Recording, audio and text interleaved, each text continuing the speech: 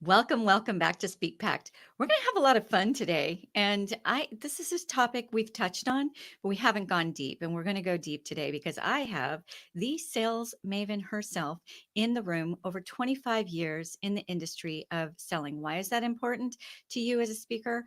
Because you're always selling something. If not, even if it's just a concept, you really do need to master the skill of selling. So I have brought to you a master in the skill of selling to share that with you. Nikki Rausch, welcome. Thank you. I'm excited to be here with you. Well, you really kind of it struck me. You're multi-time author. You've definitely devoted a great deal of your profession and your career to the whole topic of selling. I like your approach. It's not that sleazy feely, what we think of when we think of a salesperson. You really have a soft but highly effective approach. So let's know a little bit about your journey. What got you from what am I going to do with my life to this place? Well, actually, out of college, I had my first professional sales position. I actually got it through a college project, and I had a lot of success in sales.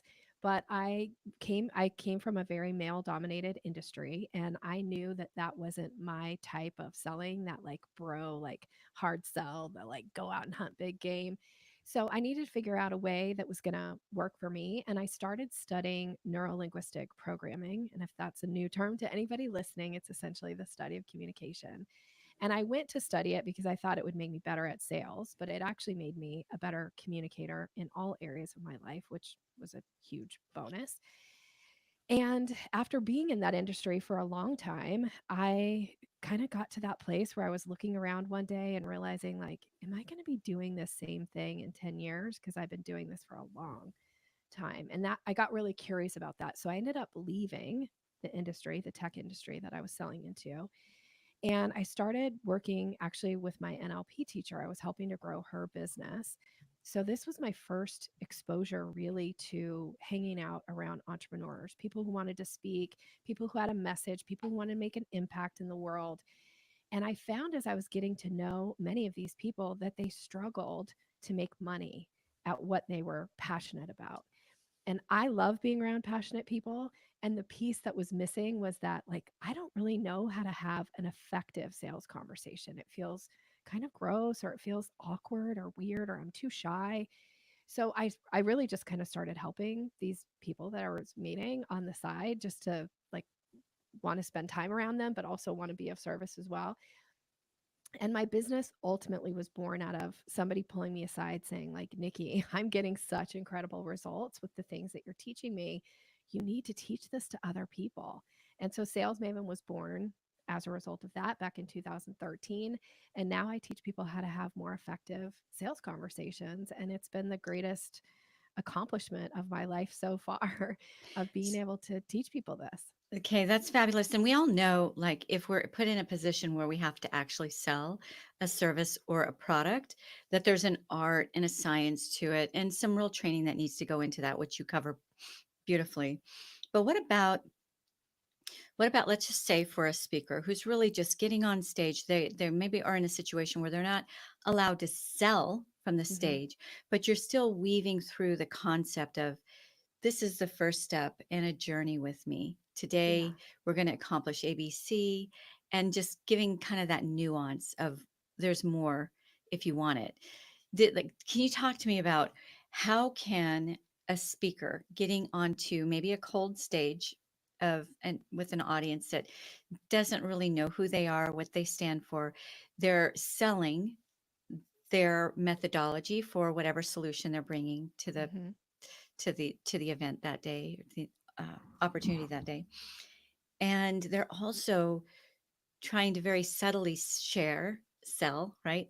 That there's more if Yeah. they want more. Can you just talk into that a little bit? Yeah, yeah. So I have a couple concepts around that. First and foremost is you want to start with a pre-frame at the top of your talk. So you want to prep people and say, um, what we're going to cover today is X, Y, and Z. Now, many of you are going to want more, and I'll be sure to give you some ideas of how to get that. So here we go, and then you dive into your topic. So just by pre-framing, you planted that seed.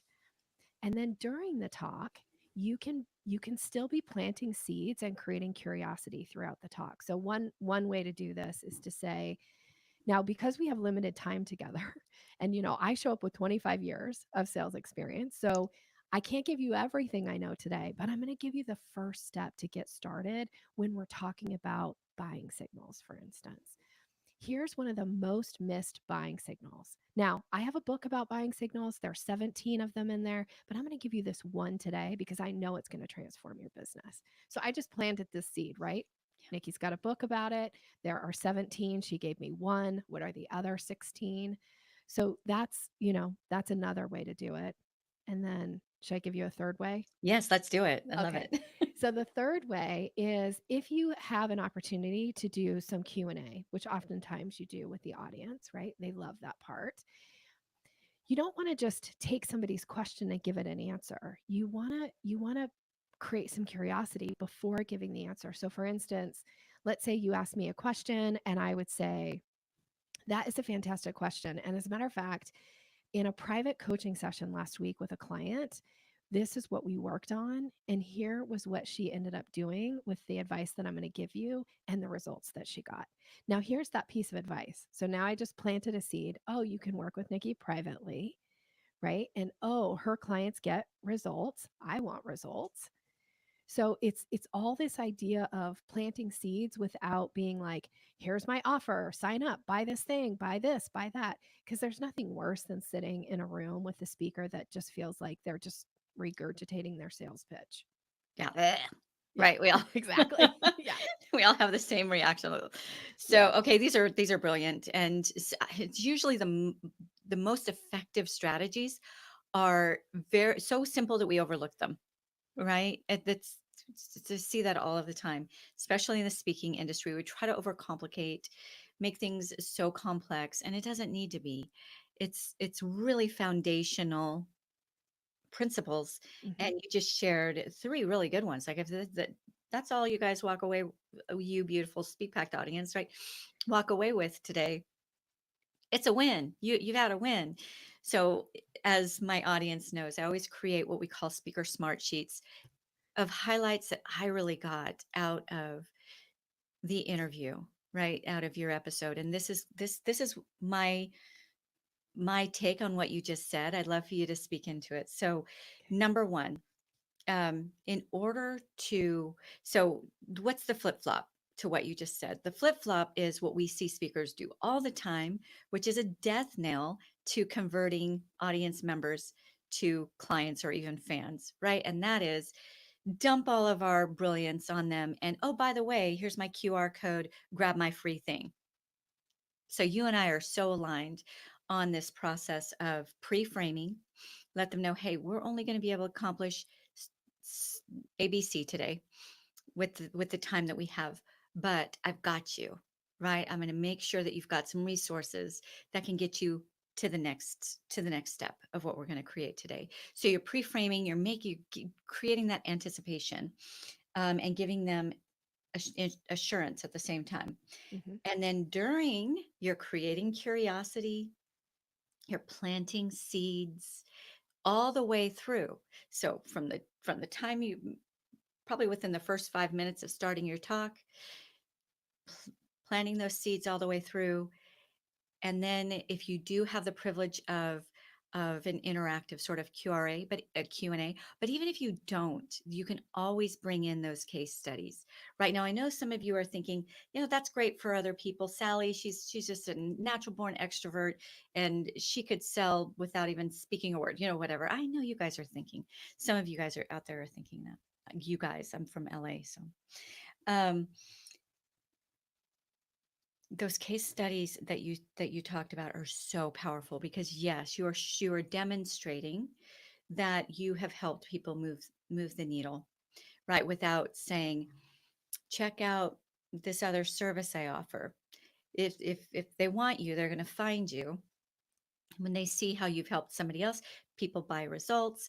They don't buy processes, right? People buy outcomes. They don't buy how you get there. How you get there is going to be important once they buy the outcome, but that's not what they buy. So when they get to hear that case study, hey, I worked with Fred He was about to lose his position as management over ABC because when it came to training his teams on how to actually close the sale, he just froze up. Whatever it is that you say for you. After I was able to work with him for 3 months, he's now actually been promoted. So those people out there in your audience, and what's key with all three of these items that you gave is that you understand what's the angst within those audience members. You really do need to understand what's the pain that they are feeling that your solution brings some relief to. And you just speak to that. So it's not selling, it's serving. Because if they never buy anything from you, they've actually walked away with some executable, actionable skills that can move the dial for them. So that's what I got: pre-frame, plant seeds, case studies. Do you want to do? Did I miss anything? Or No, I think you nailed it. The idea too is this, so I said plant seeds, but also create curiosity. Is we have to like yes, pique their curiosity. You got to get them wanting to lean in, have a question, and then and we might be going there, so you can tell me if you want to stop this. But the other thing is when you come off the stage, people want to come up and they want to engage with you. So this is the prime opportunity, frankly, to sell, to close, because if somebody's coming up and they're giving you buying signals, for instance, and a buying signal is a verbal or nonverbal cue that somebody gives that indicates interest, your job is to act on that buying signal in the moment. Don't say to them, hey, go check out my website. I've got some offers around that. No, say, like, let's get a time scheduled. Let's talk about this more and let's schedule something on our calendar. Or, I have a program that is super easy. It's going to give you the answer that you want, and you can get it actually by signing up today on this link. Is that something you'd like me to do with you? And yeah, then get them signed up right then. Like that's the peak of their interest. So we've got to take action on that. I just love that. Buying signals are the verbal or nonverbal questions or Cues. cues, not questions, cues of somebody demonstrating interest. Exactly. Yes. What about the person who says, I'm really not good at sales. I'm not interested in that. That can go to my sales department or my sales manager. I don't, I'm just a speaker. I get up there, I give the information. I really don't need to know a lot about sales. What would you say to them? I would say there's probably a good chance that you're leaving people feeling unsatisfied with their interaction with you. Because if you have this attitude of like, I'm not here to sell, they can, if they want to buy from us, they can, contact our sales department or whatever. You're essentially sending the message to somebody who is giving you a buying signal or who is indicating that they would like more from you, that you're not interested in earning their business. And when you're not interested in earning somebody's business, they'll go somewhere else. They'll find somebody else who shows interest in them and in what's important to them. So it's so crucial that even though if you don't think of yourself as the salesperson, the traditional salesperson, that you're still willing to invite that person to the next step or connect them to the sales team. Don't just say like you need to take all the action, you need to do all the work. If you're there representing your company, like it is your job to earn people's business whether you think you're in sales or not, and you don't want to leave people feeling unsatisfied with their interaction with you. Oh, that is brilliant. Yeah, I think we look at sales probably because we've had this done to us as somebody trying to push something on you that you don't want. But really done right, you have solutions people need, or else you wouldn't be doing what you're doing, right? So you really, when you reframe it, talk about reframing, in at least if nowhere else in your own mind, that you have the solution that human being is praying for. They're going to find it, whether it's through you or they're going to go somewhere else. So if you really believe that you can help that person, you're basically doing them a disservice by not letting them know that there's an opportunity to get their needs met, their questions answered, their those solution to get taken to the next level with you. Like what Yeah. Yeah.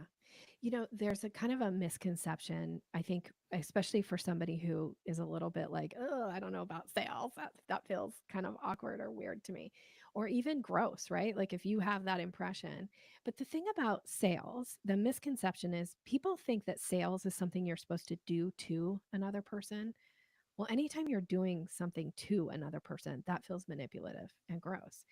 And I teach that sales is something you do with another person. Hmm. And really, there's a few things, that I can go deeper on, but my idea of sales is if somebody indicates interest, my job is to find out what's going on for them. What's their problem or their need? Do I have a solution that would solve that problem or need? And then here's the third piece that people often miss is do I have permission to put that offer, that solution in front of them?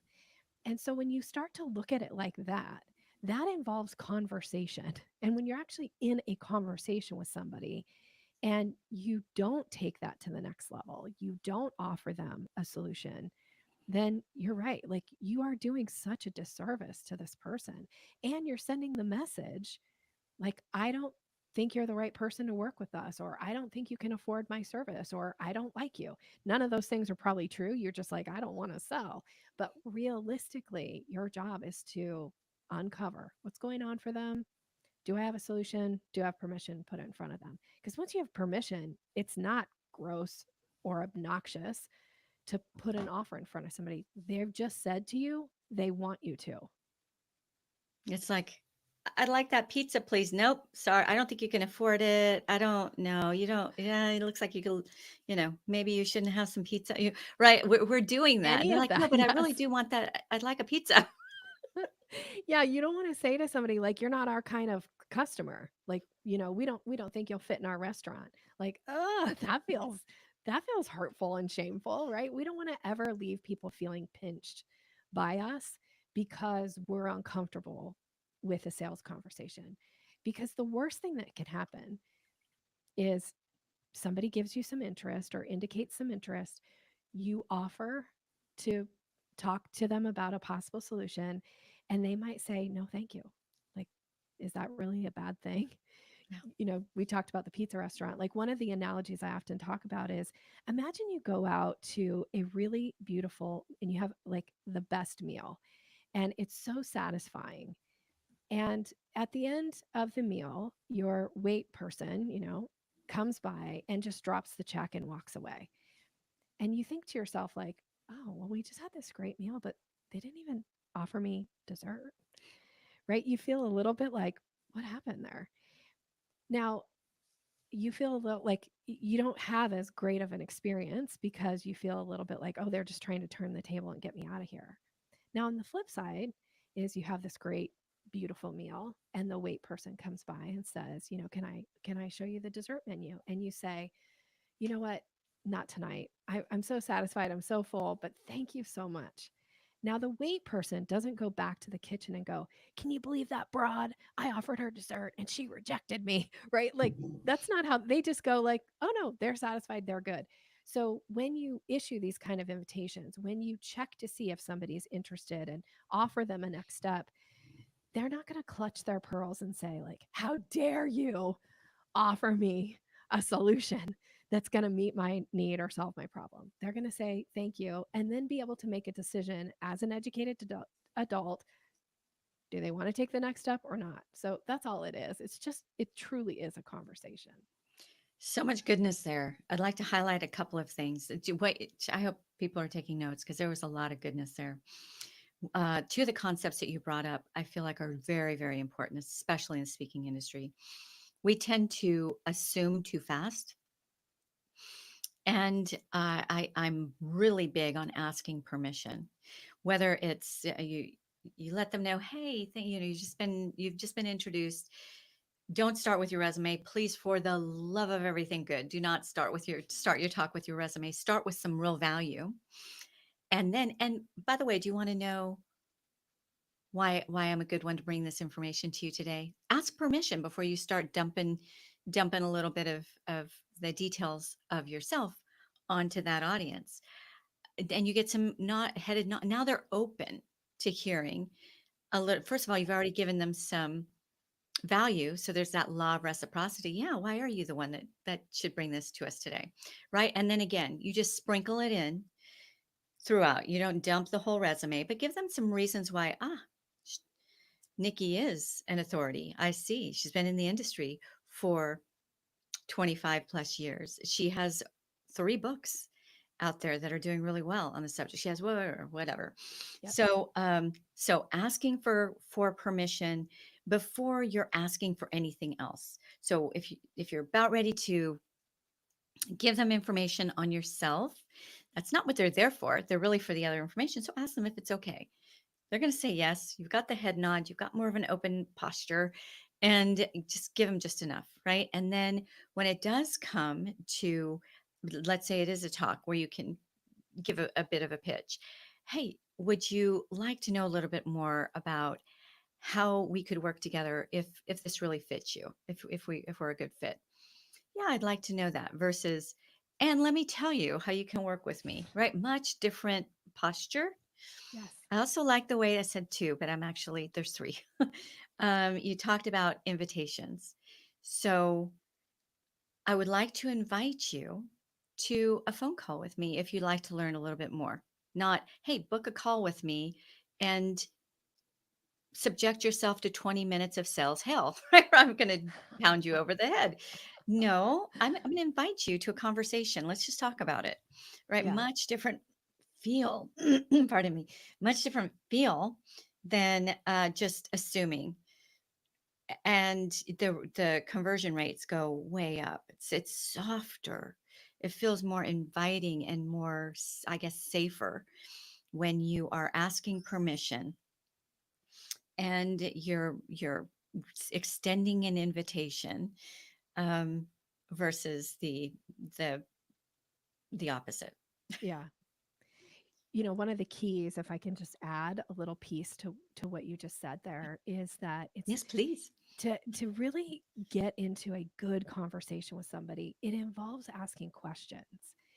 And so invitations can definitely be in the form of a question. So you could say to somebody, "What do you think about us scheduling a time to chat more about this? Is that Mm. interesting to you?" So I kind of just asked them two questions back to back. Most people, when you ask them, not only will they say yes, but they'll be ready to pull their phone out and like get a time booked, right? And you do that too. So it's like, can you put things in the form of a question versus a statement, like, "Oh, you should hear about this program," or, "Oh, you should come sign up for my XYZ," Shit whatever. all over them. Yeah. I have a girlfriend, she used to always say, "Nikki, don't should on me and I won't should on you." And I was like, I love that so much. The whole shoulding thing. We don't need to do that to people. So instead, ask, "Is this something you'd be interested to chat more about?" Or, "Is this something you'd like to learn more about?" And wait and see what they say. Because once you get that permission from them, yes, tell me more. Now they're more engaged in the conversation versus like, "Oh, you should hear about this program. Here's the feeds and speeds, blah, blah, blah." Right? We're all like, ugh, gross. Oh, good. Yes, I love that concept that you gave. That an invitation can come in the form of a question. When somebody's pushing something on us, we're just going to poise to protect because we don't know what's coming. But you've asked a question, and you've also asked for permission or extended an invitation. It's like, okay, I've just accepted that. I can relax. I've given permission for this next thing to happen. Right. And I think that this even begins before the stage, before you get up there on the stage, or before you have that next level conversation with whoever met you through that beautiful marketing tool of the stage, whether it's a corporate training or you're on a literal stage, when you're out there really just kind of giving value. And that is getting chosen, right? Why do you win some engagements and not other engagements? A lot of times it's in your pre-framing and in your approach to that engagement. So these skills, whether it's you doing it, as an assistant doing it, or let's say an agent or agency doing it, I think that a big mistake all of the above make a lot is they sell your brilliance, right? They sell your, she's so brilliant. She's done this, and she has this framework that's called framework, FRAME. It's like, holy goodness, do we care? Instead, this is what I bring to the table. When I walk into the room, my target, my goal is leaving everybody with ABC transformation that then you get to enjoy in your organization. You're talking in terms of outcomes, of the value you bring, not how you get there, not why you're the grand person to deliver it, but because that's all important, but it comes later. What is most important and most relevant, number one, to the person who's putting their job on the line to choose you over the 50 other people that applied for that speaking engagement, um, speak to their outcomes, right, that they want, and then same thing to your audience. It's their agenda that you should be most concerned about, not your agenda. So and I'm not even a salesperson. I'm like, I am a really good negotiator, a really good networker, um, a great marketer, but when it comes to sales, I just like freeze up. I'm sure there's some childhood trauma in there somewhere that keeps me from doing that, which was another reason. I mean, a lot of times I pick my expert guests just based on things I'm really curious about. I want to learn too. Yeah, I love everything that you just said there about it's, it kind of comes back to this concept is most of us think the whole world revolves around us, right? Everything that's happening is happening to me, for me, or against me. And so when you know that about your audience, whoever it is, whether it's the booker or whether it's the people sitting in the room that you're going to be engaged with, if you want them to engage, it has to be for their benefit. It has to be interesting to them. It has to feel like it is for them. Otherwise, they don't care. They don't care what you think, what you have to say. The example I often give about this is I always compare this one to traffic. I'm somebody who hates to sit in traffic. And you get a little bit frustrated, right? Of like, why are all these people in my way when I'm rushing to get somewhere? It's always on the day when I'm in a hurry that there's all these people on the road. And we think about all the people ahead of us, but we never think about all the people behind us Mm. who is looking at us as like, your traffic to me, lady, get out of my way. So when you start to approach everything from sales to anything you want to be successful when it involves another person, and you think, how can I make this for their benefit? It completely changes the conversation. That changes so much. It does change the conversation. You're spot on. We're singing the same song here.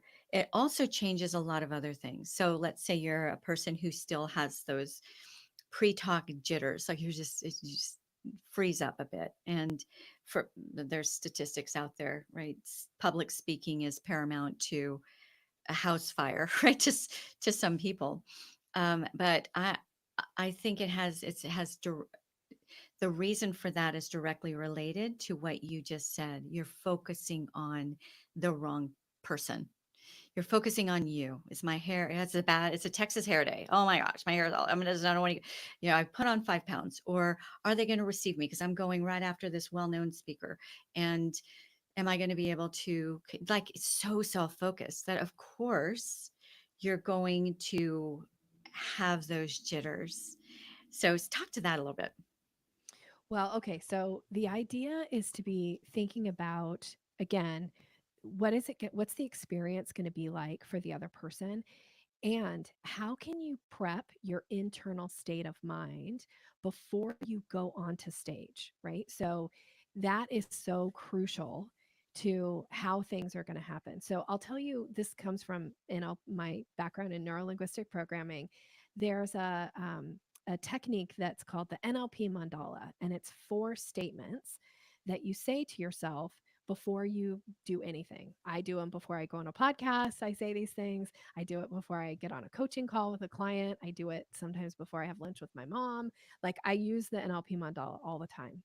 So here are the 4 statements. Now, I'm going to give the 4 statements to you, but it's important that you recognize that you can't just say it and be like, I said it, whatever. You have to actually feel it in your body. And what's so brilliant about your brain is your brain has the ability to recognize what things feel like in your body without you having to physically experience it in that moment. So think about if we were all sitting around a big table together, and I pull out this basket full of lemons, and I cut up lemons and I put them in wedges, and I pass each one. Everybody at the table gets their own wedge, right? And you can see the juice is like dripping out of this lemon. And I say, okay, now every one of us, we're going to pick up our slice of lemon, we're going to put it in our mouth, and we're going to suck the juice out of it.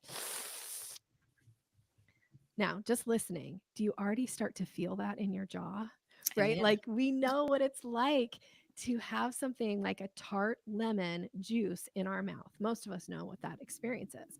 So that's what's so great about your body and your brain is you know how to access feelings in your body just by thinking about something. So as I give you the four statements, the idea is to think about what does that feel like in your body when you're having that experience, okay? So the first statement is I'm glad I'm here.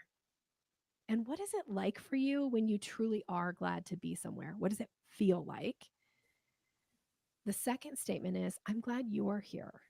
Think about what is it like for you when you show up somewhere and you're so delighted by the person or the people that you get to spend time with.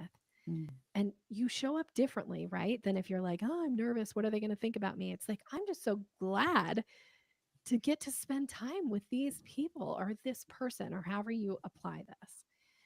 Now, the third statement is your power statement. This is the I know what I know. This is standing in your place of expertise. Do you have to know everything? No. Does anybody know everything? No. Right? Like, you don't have to know everything. You just have to know your thing. So, your talk, your expertise. So, when you show up from that power place of like, I know what I know, you can throw sales questions at me all day long, and I'll probably have an answer to almost all of them. Now, if you want to tweak that a little bit and start throwing marketing questions at me, I'm probably not going to have as good of answers. Or if you want to start throwing finance questions at me, like not my level of expertise, doesn't diminish what I know though about sales, right? So you can be in that place of power and authority. So I know what I know. And then the fourth statement is I care about you. Mhm. How do you behave differently when you truly do care about the person or the people in that room? It's a Mm. little bit different than if you're like, it's just a group of people, who knows. But if you like, I really care for them to have a good experience. So now it is very outward focused, even though these are, I'm making I statements. So that's the NLP mandala. And by the way, if any of those four statements don't resonate with you, but if you like the concept of embodying this before you go onto stage or before you put yourself in a sales conversation with somebody, change up the statement, make it more applicable, make it more like have it resonate with you at a deep level. And I've been teaching this for years. I've been doing it for years. The very first time I ever did this, I was sitting in my car about to give a presentation that took me 2 years to book. It was a high level opportunity in the field that I was in at the time. And I was really nervous. And I sat in my rental car with the sun beating down on me. This was back before, AirPods and even Bluetooth headsets. And I just said these four statements to myself out loud for about 10 minutes until I was like, okay, I feel like I got it. I can feel it in my body. I go in, I give my presentation.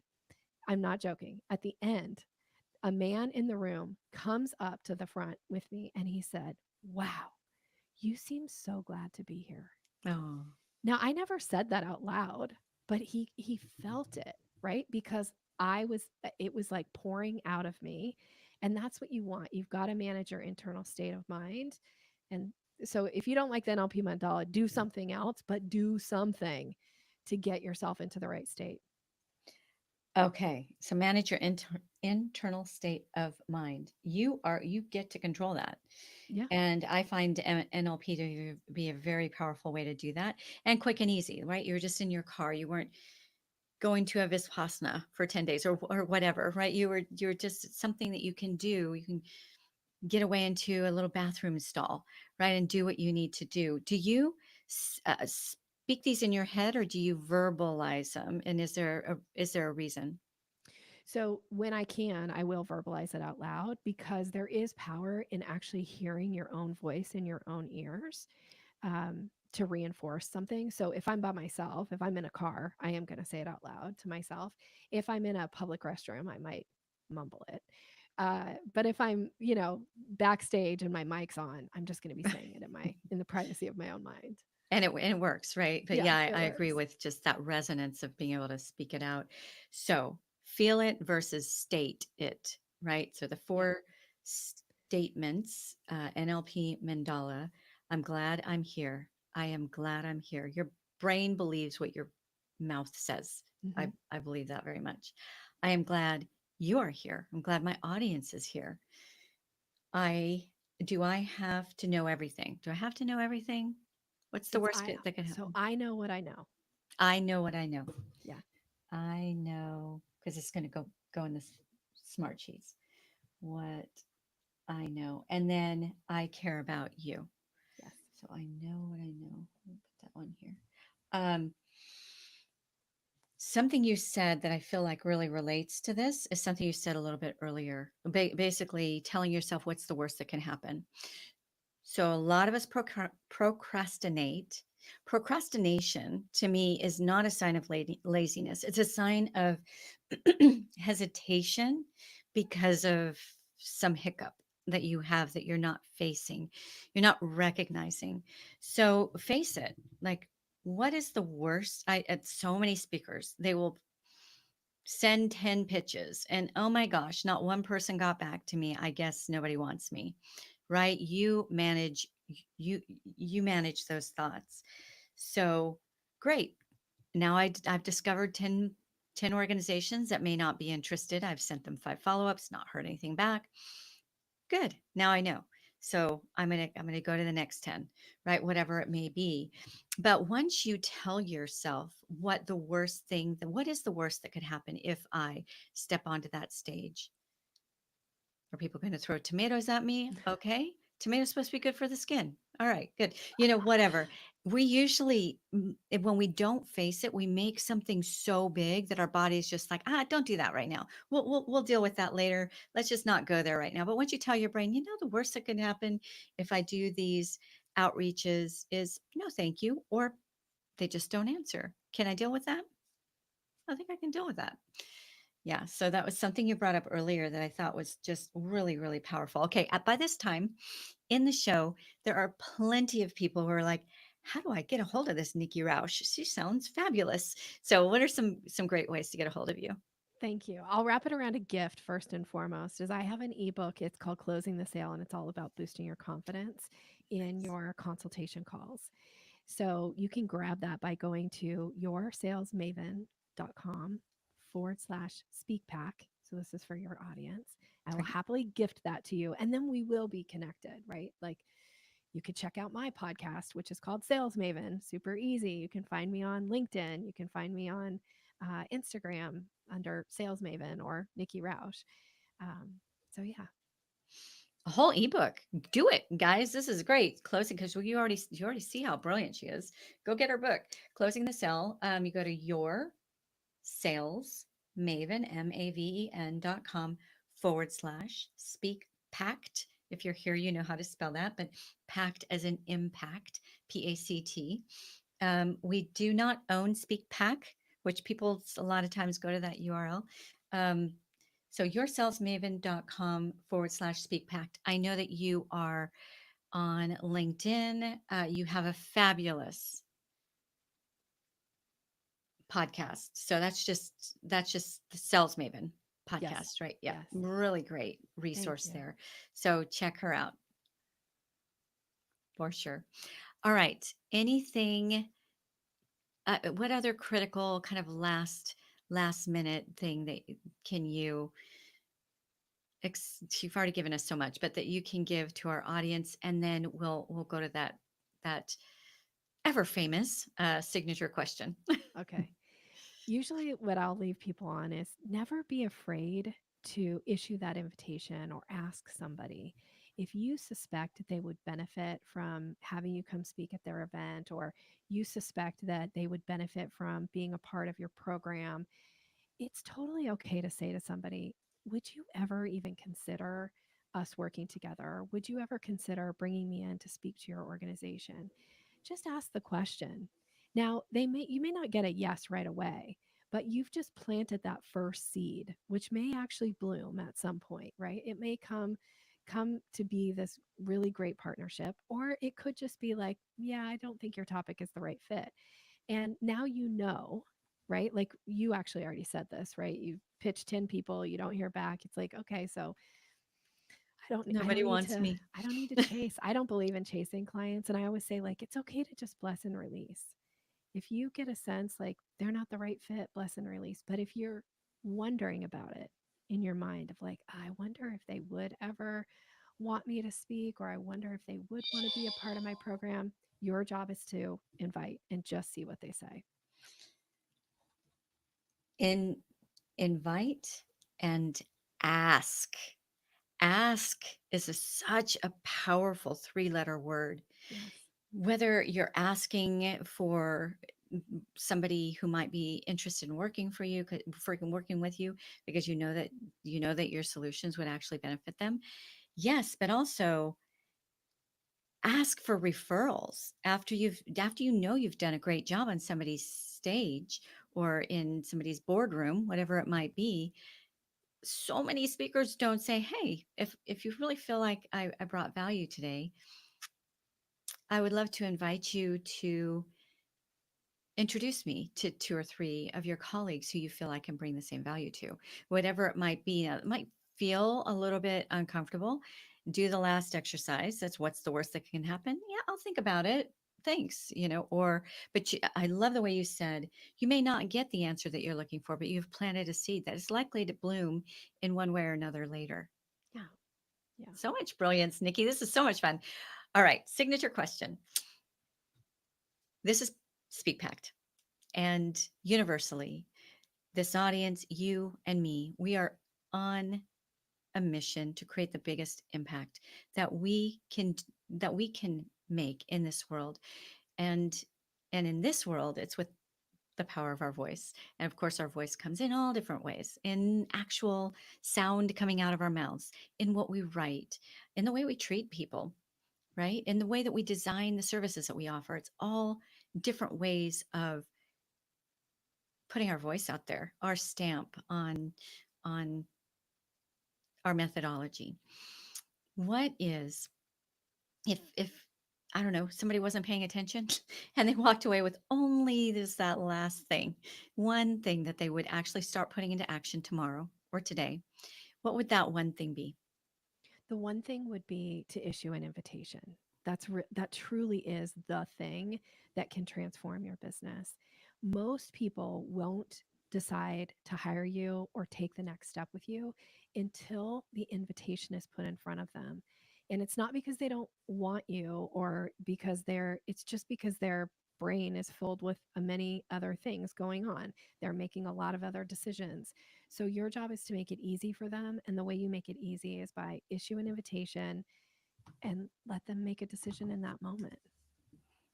Yes, fabulous. What can you give us an example of what it looks like to, or a couple different examples, what it looks like to issue an invitation? What does that sound like? Yeah. So as far as issuing an invitation for somebody is, I might say, you know, would you be willing to introduce me to three other people that you know that would benefit from the topic that I present on?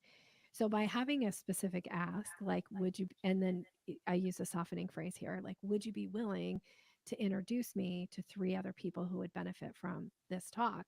Now you've given them a concrete, like, thing that you've asked them to do. Now, whether they do it or not, that's up to them, but you've been specific. So that's an invitation. And the other, way is like, is this something that we can schedule a time to chat more about? And then you get it on your calendars, right? So that's what I'm talking about there. Is there something that, so what I'm hearing you say, which is something I really believe, is a question like that. Is there something, okay, what I'm seeing, tell me if you see this too, is you're opening more dialogue versus closing dialogue with a yes or no. Exactly. You So nailed it. it's more like, well, yeah, I think that we could probably talk about ABC, or instead of saying, would you like to meet with me? That's a yes or no, right? There's Yeah. really no conversation there. So you're really kind of opening up more opportunity to learn about them, to give them space in your world. Yeah. So instead of like, would you like to meet with me? You could say, should we schedule a time to chat about this? Now that's still a potential yes or no question. Or you could say, let's schedule a time to chat more about this. That's more of an embedded command. Um, and people oftentimes will say, okay, and schedule a time with you. Yeah, and to cement it in themselves too. What are some things you'd like to talk about if we were to meet? Right? And then they can talk about the different things. And so now they've basically just answered a question we would have asked, would you like to talk with me? Would you like to meet with me? Now they've just said some good reasons why we should meet. Like, great, okay, let's set a time. Right? Little nuance, but Yes. huge, Love it. huge difference. Um, you said something a moment ago that I want to close with because it was really, really powerful. And but then you said more powerful things, so I don't know if I'm going to remember it. If not, it'll be in the speaker smart sheets. Um, I think it has flittered away. Okay, so we'll just go on. There's so much more we could have talked about when we interviewed together, just kind of through our communications back and forth. There, I had a lineup of some things that I was going to maybe address with you, but I think we really went down some very important, powerful paths for this audience. And if you didn't come in understanding the power of getting yourself well versed in sales, even if you have a salesperson, then hopefully you do now. And you also have an amazing resource in Nikki Rausch, and all of her details will be in the speaker speaker smart sheets as well as in the description. So thank you so much for giving us your precious time today, Nikki. Thank you for having me.